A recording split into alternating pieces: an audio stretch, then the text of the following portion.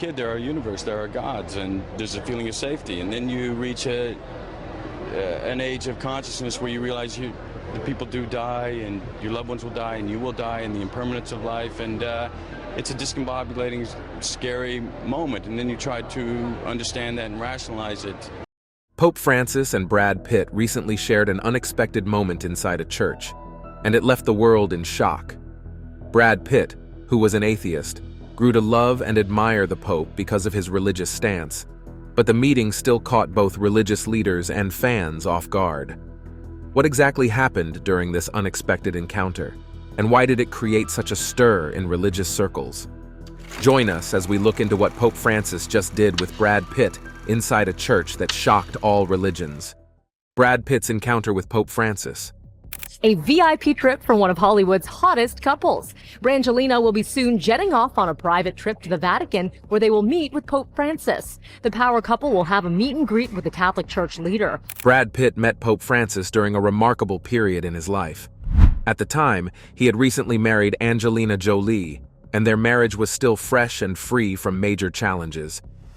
It looks like Brad Pitt and Angelina Jolie have tied the knot. They kept this pretty quiet. Their spokesman says they were married at a ceremony in France on Saturday. The couple, after visiting the Queen, headed to the Vatican in January 2016 for a VIP meet and greet with the Pope. Reports revealed that the meeting was planned as an intimate encounter at the Vatican Church. Pope Francis, known for his compassionate approach and inclusivity, is respected for upholding Catholic teachings on various issues while promoting kindness and avoiding marginalization. Despite Brad Pitt's complicated relationship with religion, this meeting stood out. What happened at this intimate encounter that changed Brad's mind? What about Jolie, who accompanied him? What you're about to hear will blow your mind. It seemed unexpected for someone who had rejected his Baptist upbringing to admire the Pope. A source mentioned that both Pitt and Jolie appreciated the Pope's message and found his personality impressive and inclusive. Years before this meeting, Brad Pitt had expressed his struggles with faith. He shared that he grew up in a religious environment but didn't maintain a strong connection with it as an adult. He described himself as leaning towards agnosticism or atheism.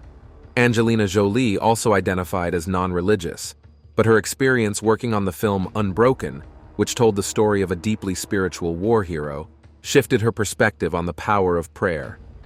Interestingly, Pitt had previously been outspoken about his support for gay marriage. He once stated that he and Jolie wouldn't marry until same-sex marriage was legalized across the United States. That we would not be getting married until everyone in this country had the right to get married. But their children's wishes eventually led them to tie the knot on August 23rd, even before their initial stance became reality. This meeting with Pope Francis symbolized a unique moment in Brad Pitt's life, a time of renewed introspection, where even someone with a complicated history with faith could find admiration for a leader promoting inclusivity and kindness. Brad Pitt once revealed that his relationship with religion has been strained, while Angelina Jolie identifies as an atheist. She has expressed that while she doesn't feel the need to follow religious practices, she believes there's something spiritual and uniting in humanity, even if she doesn't define it as faith or religion. Interestingly, Pope Francis's inclusive stance on issues like gay marriage may have influenced Pitt's changing perspective. Catholic priests can now bless same-sex couples. Pope Francis formally changed Vatican policy today, insisting people seeking God's love and mercy shouldn't be subject to an exhaustive moral analysis. The Pope's message of compassion and understanding, particularly his refusal to judge those seeking faith, has resonated with many. For Jolie, her shift towards embracing spirituality came after working closely with Louis Zamperini, the World War II hero whose story inspired her film Unbroken. She credited him with teaching her to face challenges head-on and find strength in the belief that no one is truly alone. In her personal achievements, Jolie has also been recognized for her humanitarian efforts. In 2014, she received an honorary Dame Grand Cross of the Most Distinguished Order of St. Michael and St. George from the Queen during a private ceremony. In a private ceremony at Buckingham Palace, Queen Elizabeth dubbed Angelina Jolie an honorary dame for her services to foreign policy and for her campaign against sexual violence. This honor was a testament to her work in campaigning against sexual violence in war zones. It is a myth that rape is an inevitable part of conflict. There is nothing inevitable about it. It is a weapon of war aimed at civilians. It has nothing to do with sex, everything to do with power. The couple had been together for 9 years before finally marrying in August, a decision Jolie said felt special and meaningful. Shortly after their wedding, Jolie was spotted in Rome with their daughters, Shiloh and Zahara, arriving at Ciampino Airport, while Pitt remained unseen during this particular visit. As a director, Jolie's film Unbroken later premiered in Australia in early 2015, continuing to solidify her reputation as a storyteller who bridges personal belief and universal human experiences. Pope Francis' stance on gay marriage. Pope Francis, who has led the Catholic Church since 2013, has helped Brad find his faith in religion a little. This is because he took a more inclusive tone on gender appropriation issues than his predecessors. In July 2013, his statement of who he is to judge gained widespread media attention. If a person is gay and seeks God and has goodwill, who am I to judge him? And became one of his most well-known remarks on gender appropriation matters. He has encouraged acceptance and support for gender appropriation individuals, including children, and has spoken out against laws that criminalize homosexuality. While maintaining the Church's stance that marriage is between a man and a woman, he has expressed support for same-sex civil unions to provide legal protections for couples. Under his leadership, transgender individuals have been allowed baptism, and the blessing of same-sex couples was addressed in the document Fiducia Supplicans. He has also held private meetings with many gender appropriation individuals and activists. In 2013, he was named Person of the Year by a gender appropriation magazine. On transgender issues, Francis has been less open. Marshall Deobra by the Big Board, good evening to you, debunking claims that Brigitte Macron is transgender. Describing gender theory and education on gender-affirming surgery as ideological colonization. In 2015, he faced criticism for meeting a county clerk who refused to issue marriage licenses to same-sex couples. And in 2018, he was criticized for suggesting psychiatric treatment for gay children. Before his papacy, as Archbishop of Buenos Aires, he publicly opposed the legalization of same-sex marriage in Argentina. His use of harsh language during the campaign was later acknowledged as a strategic error that contributed to the bill's passage. Francis's remarks, including the use of the word gay, have been noted as groundbreaking. Gender appropriation groups praised his comments as some of the most encouraging words ever spoken by a pontiff, emphasizing his distinction between tendencies and actions, with sin lying in harmful actions rather than tendencies. Pope Francis has spoken out about the importance of welcoming and accepting gender appropriation individuals in the Church. In 2013, he said the Church should not exclude homosexual people, but embrace them with love, just as God does. He shared an example of meeting a transgender man and his wife, showing the value of inclusion. 2 years ago, he reaffirmed that God doesn't abandon any of his children, encouraging gender appropriation Catholics to find inspiration in the Acts of the Apostles.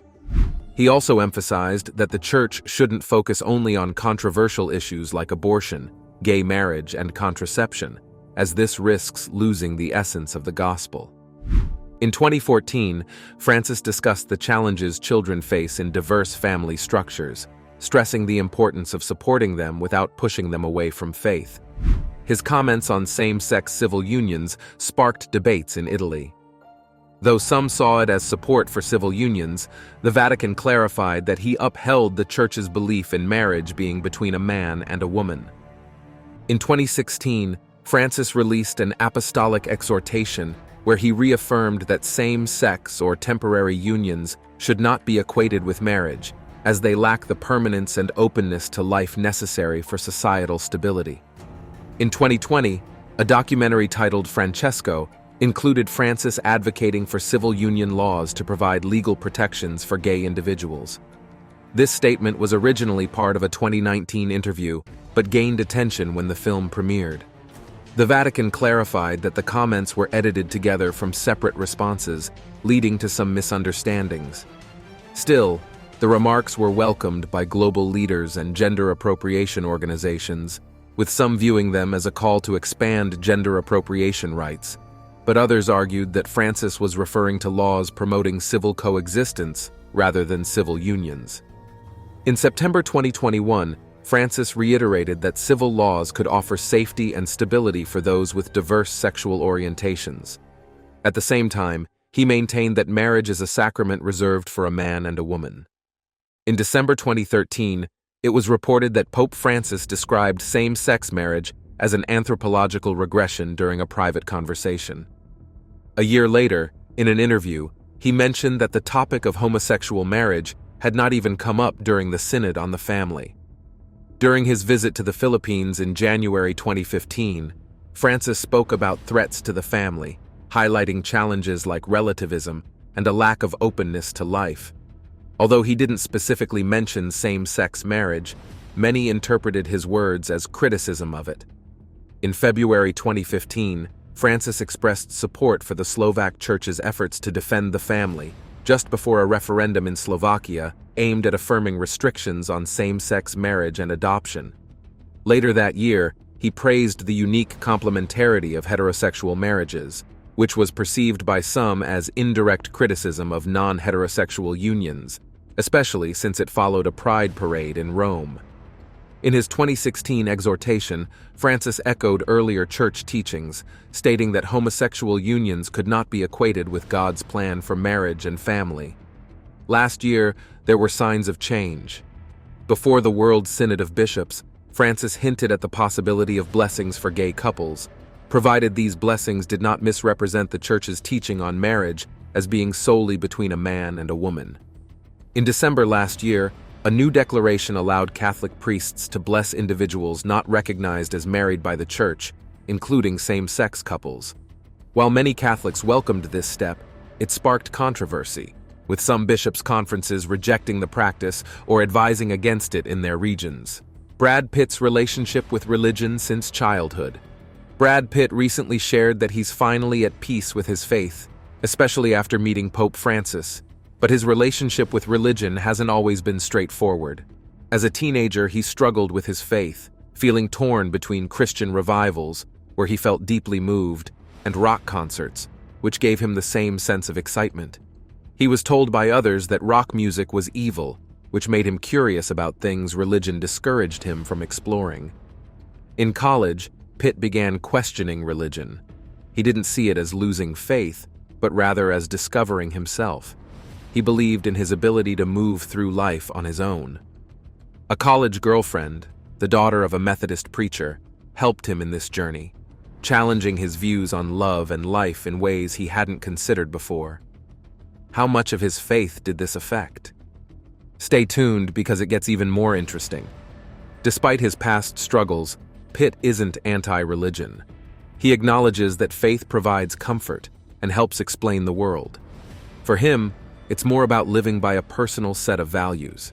He continues to have faith in things that matter most to him, especially family, which remains central to his beliefs.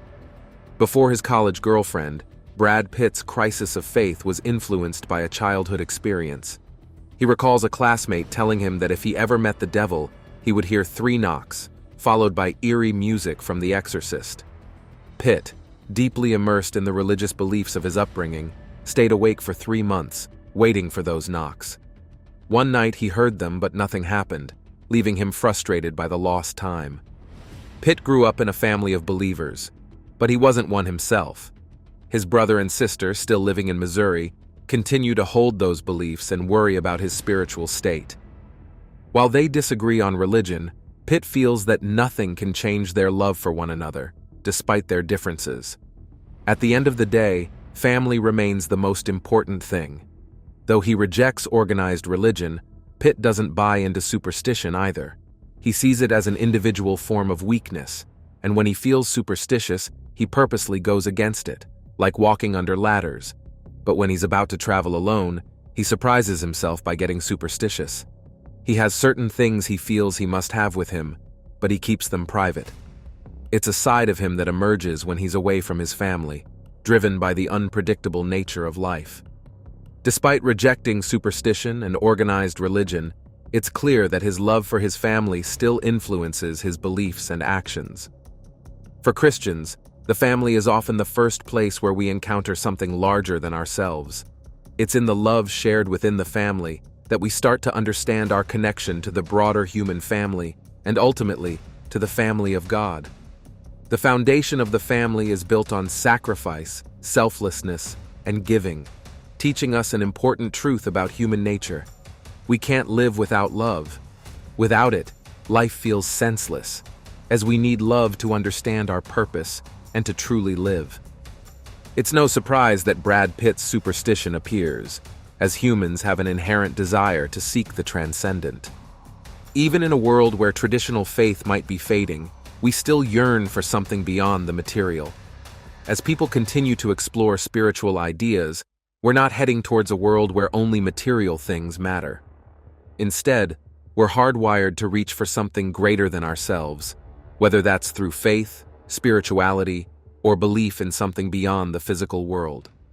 Pope Francis addressed people on Easter to share his feelings and opinions on specific topics.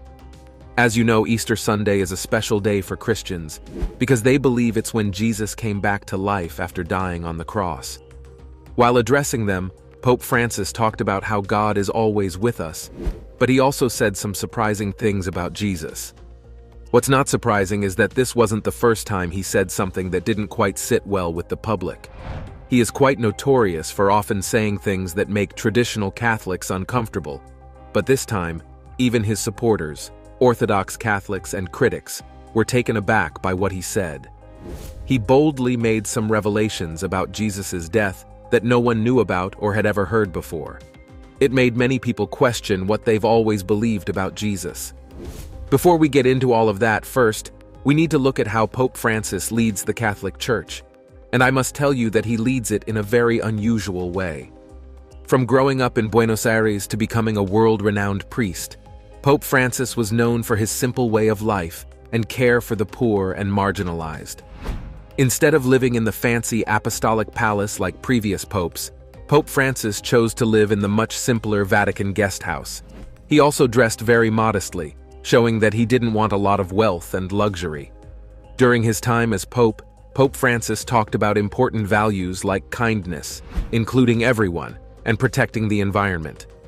He believed that the Church should welcome everyone, no matter where they come from or what their situation is. Pope Francis even tried to connect with people from other religions, not just Catholics, to help everyone understand each other better. For a religion that some think of as only for certain people, Pope Francis's way of accepting everyone was controversial to some more traditional Catholics.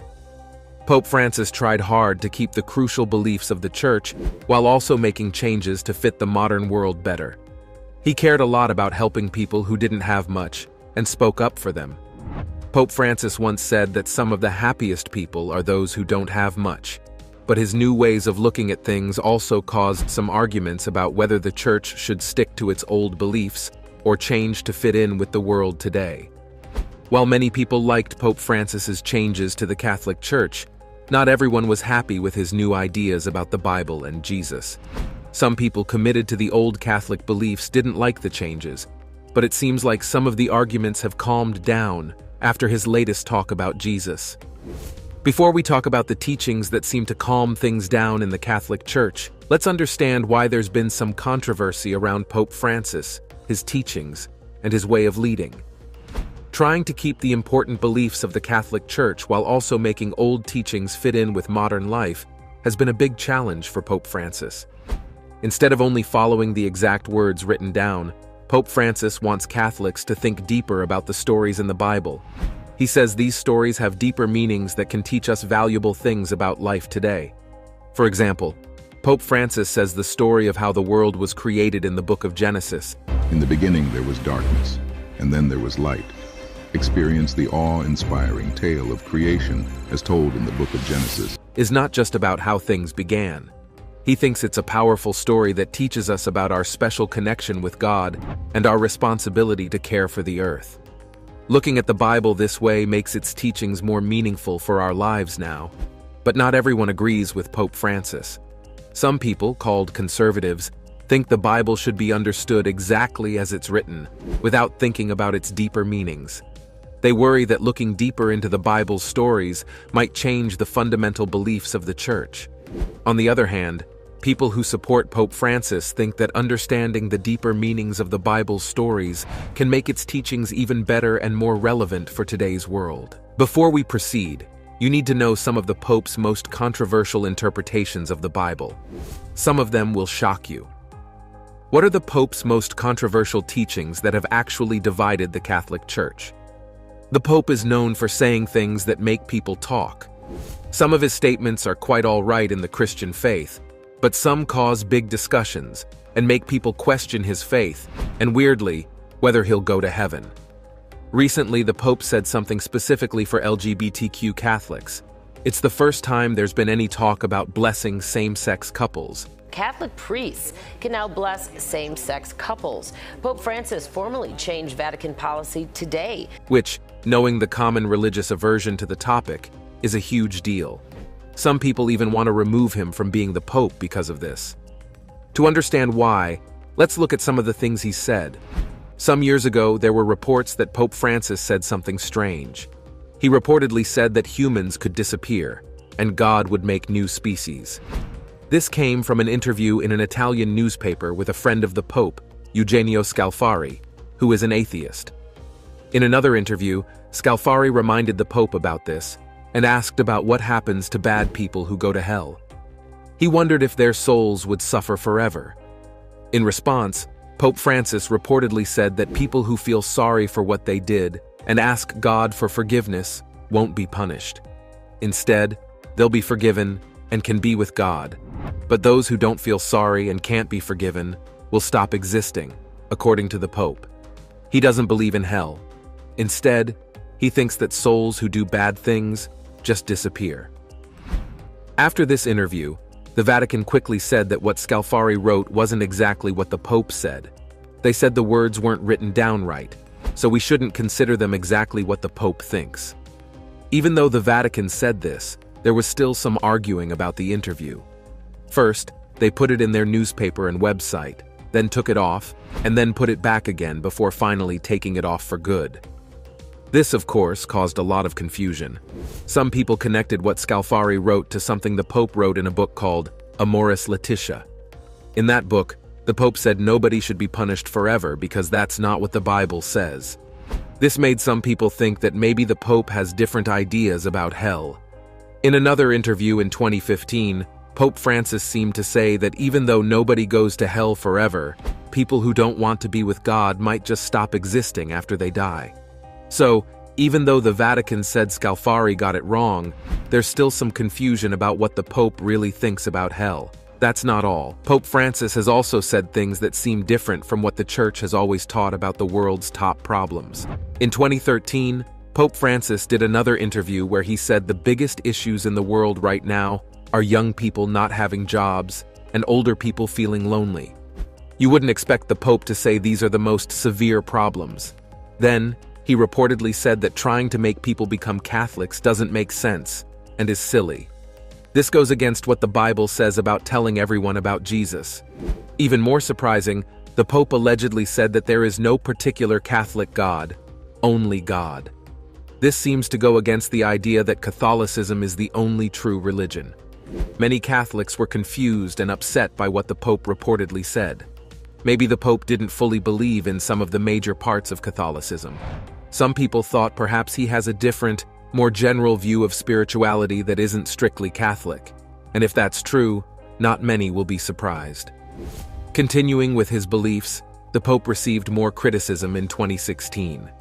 Now remember, he always says that abortion is very wrong, but his focus on being kind and forgiving has caused arguments. In 2016, during the Special Mercy Year, the Pope said that priests could forgive women who had abortions.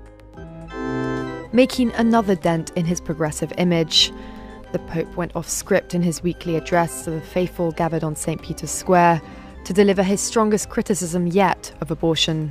Some people liked this idea, but others didn't.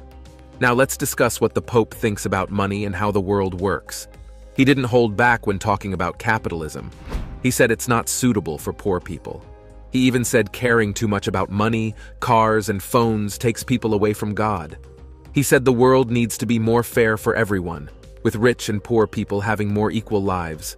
These words made people who care about fairness very happy, but some said the Pope was talking too much about socialist ideas. One of his most surprising moves was when he said that he was totally against the death penalty. In 2018, Pope Francis said that the death penalty is always wrong, no matter what. This was a major change for the Catholic Church, which before said it was okay in some situations, but not everyone liked what the Pope said. Many people, both inside and outside the Church, criticized him for it. Some high-ranking Catholic scholars were really unhappy with him. They thought he was going against important Catholic beliefs. So they, along with some priests, wrote a letter saying that the Pope was going against the Church's teachings. This letter was published on April 30th on the website LifeSite News. In the letter, they said that Pope Francis was preaching differently from Catholic teachings about marriage, sex, and forgiveness. They said this was the third time they had to talk about this. First, in 2016, they wrote a letter to top Catholic leaders, saying that the Pope was teaching the wrong things. Then, in 2017, they said the Pope was teaching 7 things that were against Catholic beliefs, but they didn't call it heresy. But in 2018, they said that what the Pope was teaching was definitely heresy. That's not even half of it. They also said that the Pope doesn't feel sorry for his actions. The letter said the bishops should say that the Pope is guilty of heresy and punish him. They said that he should be removed from his position as the leader of the Catholic Church. 19 well-known Catholics signed this letter, including Aidan Nichols, a founder of the Dominican Order, law professor Brian McCall, and scholar Anna Silvas. Within 12 hours, more than 1,500 other people added their names to an online petition supporting what the letter said about the Pope. The letter pointed to things the Pope said and did that go against what the Catholic Church teaches. They also talked about the Pope saying that divorced and remarried Catholics can take communion, even though the Catholic Church says marriage should last forever. The letter said the Pope was changing important Catholic beliefs about right and wrong. They said he was making people think that what's right and wrong depends on each person instead of having clear rules from the Church. The supporters of the letters didn't just do this. For their hands, it got more serious. What do recent supporters of the letter now have to say? Supporters of the letter said they were bravely defending the common Catholic beliefs from changes by Pope Francis that they think are wrong and could confuse people, but critics said it was unfair to attack the Pope's authority. But here's the thing. Pope Francis's ideas aren't new. They're part of a bigger revolution in the Catholic Church that started after the Second Vatican Council in the 1960s. During this time, the Church began looking at the Bible in new ways. They used history and culture to understand what the Bible really means. This way of looking at the Bible has led to different, more detailed ideas about what it teaches. But this change has caused a big argument. Even now, some people, called conservatives, are still claiming Pope Francis is changing the Catholic Church's beliefs to fit in with what people think now. They didn't like it when, in 2019, there was talk about letting married men become priests in some places. They also didn't like it when Catholic priests were allowed to bless same-sex couples. This argument is really about whether the Church's beliefs should always stay the same, or if they can change as the world changes. Traditionalists, who want to keep things the same, say that Pope Francis is making the Church's beliefs less important by changing them. But Pope Francis's supporters say that the Church's beliefs can change to fit in with what's happening now. They say that this makes the Church's beliefs more meaningful for people today. They think that by changing, the Church can still be a guide for people, even as the world changes. How the Pope looks at the Bible challenges Catholics to live out the essential beliefs of their faith. He says that we should follow Jesus' example of loving everyone and treating them with respect. He wants us to understand the Bible in a way that makes us want to be better people. His teachings tell us to balance following old traditions and living in the modern world. He wants our faith to be something we practice every day, not just something we believe. Even though some people didn't like what the Pope said before, his recent ideas about Jesus surprised everyone, even his critics. So what did the Pope say about Jesus that was so surprising? He didn't just talk about new ways to understand the Bible. He also said we should act with kindness and love, just like Jesus did. He says that Jesus cared a lot about poor and struggling people and that we should too. During that time, Jesus wasn't some distant figure. He was deeply connected to the struggles of ordinary people. He experienced firsthand the oppression and unfairness under the brutal Roman occupation. He used this perspective to urge Christians to follow his example by reaching out to help and understand those around them, especially those less fortunate. We can see practical examples of this in the shocking revelations made by Pope Francis about the true nature of Jesus Christ on two very noticeable occasions. And the first eye-opening moment happened when the Pope visited a correctional center. Despite just recovering, he went straight to presiding over Mass and washing the feet of 12 young inmates from various backgrounds, nationalities, races, and faiths, including Islam and even 2 women. As he performed this powerful foot-washing ritual, Pope Francis gave a significant sermon. This was the setting for Pope Francis to preside over the Mass of the Lord's Supper on Holy Thursday. The Pope reflected on Jesus washing the feet of his disciples and Judas's betrayal, and he stressed that nothing is beyond forgiveness. He began by explaining that foot washing isn't just an old tradition, but a gesture showing how we are to be with one another, caring for each other. But then, the Pope took it to another level entirely. He plainly said it's hard to see so much injustice in the world, with people taking advantage of others, people trapped with no way out, and many broken families. Pope Francis said that if anyone has avoided such hardship, it's not because they're better, but because of God's grace. Here's where it gets more interesting, though. Looking those inmates in the eye, the Pope stated that everyone can slip, each one of us. And this awareness that we can all slip gives us the dignity of being sinners, and Jesus wants us that way. That's why he tried to wash our feet, to save and serve us. The Pope backed this up by quoting Jesus, saying that if we listened to his lessons, life would be wonderful because we'd rush to help each other instead of taking advantage, like the unwise teacher. Pope Francis preached that helping others and lending a hand comes from a noble heart, and Jesus today wants to teach us this nobility of heart. But he went even further, getting extremely personal and relatable. He said we might think if the Pope knew our inner flaws, but Jesus literally knows everything already and loves us as we are. Then, he said something even more kind. He said that Jesus is never frightened by our weaknesses. He already paid for our sins. He only wants to accompany us, to take our hand, so life will not be so hard. Basically, the Pope is saying that Jesus isn't shocked by our failures and doesn't judge us. He simply wants to walk beside us, ease our burdens, and love us unconditionally in our imperfect state. Whether religious or not, you must admit these are some of the most uplifting, inclusive teachings about embracing our shared flaws while striving for goodness. Pope Francis enjoys preaching the dignity of our imperfections and Jesus' boundless love for us all, exactly as we are. Those were the most shocking truths that'll last for ages to come. No wonder jaws were left on the floor after the Holy Father dropped such wisdom.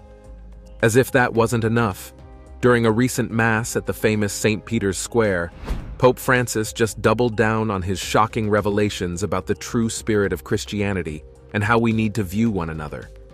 Speaking to the massive crowd, the Pope preached that Christians must pray for the ability to look at others with the same boundless mercy and caring that Jesus looks at every single one of us. Not mincing words, he plainly stated that no one is perfect. We all sin and make mistakes. If the Lord judged solely on our weaknesses, nobody could be saved. Expounding on that, he referenced the Gospel of John, showing how God did not send his Son to condemn the world, so it might be saved through him. In that light, we must see each other with compassion and understanding, just as Jesus sees us. He said something worth thinking about. When Jesus met people in the Gospels, he saw their authentic selves, the good, the bad, and the ugly. As he put it, there were no secrets before him. He could read their hearts, But here's the main point. Jesus wasn't looking to shame or cast harsh judgment. The Pope said Jesus saw the whole person, not to point fingers, but to embrace our lives, free us from sin, and save us. Pope Francis stressed that Jesus has no interest in putting us on trial or condemning us. Instead, he wants none of us to be lost. The Pope then described the Lord's view of us as the gentle glimmer of a lamp that allows us to see the good in ourselves while still recognizing our flaws and mistakes so we can grow with his grace. But right after Pope Francis, he got real. He admitted how often we failed to treat each other with that same compassionate, merciful lens. In his words, we frequently condemn others, speaking badly and gossiping against them. He then said that we ask the Lord to give us this merciful gaze, to look at others as he looks at us. For Pope Francis, being a Christian means more than just attending church. It's about living out the values of the gospel in our daily lives, showing kindness and solidarity with those in need through charity, service, and empathy. According to him, faith demands rolling our sleeves to challenge injustice and encourage human dignity. Always remember that the gospel's power is not in philosophical ideals, but in unleashing it as a life-changing force for personal and social transformation.